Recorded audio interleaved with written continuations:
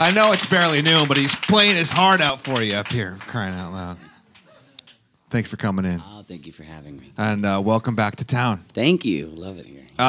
Tell me your favorite story of coming to Portland. Is there a top moment, or maybe there was that one time in Portland, I don't know, maybe the van broke down, or there was that crazy fan that tried to stab you after the show? I don't know. I don't think I have any great Portland stories. Those are all Florida stories, by the way. Yeah, right. Exactly. All the crazy happens in Florida. No exactly. way. Yeah. At the Doug Fir, beautiful venue tonight. Take us into the latest recording, your album.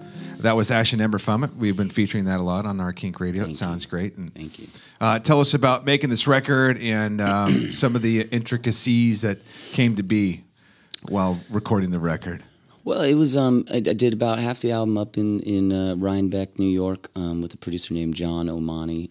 He did the last Sarah Bareilles record. He's done a bunch of records with the band Metric. I don't know if you know them. Yeah, very much. Great records. Had a guy in there named Kurt Uenala who did a lot of the programming on the last Depeche Mode record. Really good crew up there.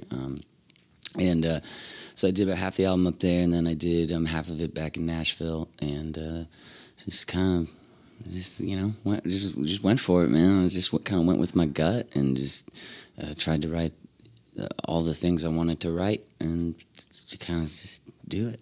What's the best part of that whole process? When it's complete, putting a song together, getting the album out and going out on the road, which for you is your favorite part of that whole thing?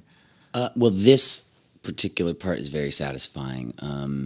Having it be done, and then having all these people show up, it's crazy, man. It's such a blessing. I'm just so fortunate, after so many years. It's pretty humbling and breathtaking sometimes. And I think, looking back, I think it sounds very cliche, but the journey is sort of maybe the best part. I think the wrestling between what's great and what's not great, and trying to find the most pure part of yourself and put that in song is an arduous but very satisfying, cathartic sort of process, and I'm very fortunate that this is something that I can do, right? And that people are, want to hear it and connect to it. And I find more and more over the years that when people are connecting to these songs, just the power that can have is really, like I said, very humbling. So you've been doing this for how many years now? I started the band like 2002, so in college, about 12 years or so. Yeah. You ever along the way just went... Not even 30 yet. Yeah, that's crazy.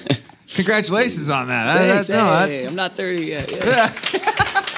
September, the time is running out. I'm looking I like myself at 29, I do. I didn't like myself in my mid-20s, but I like myself at 29. I'm very happy. Well, yeah, there's only so much you can do about age and the coming of the next year, right? What are you going to do? It's kind of like the weather, Yeah.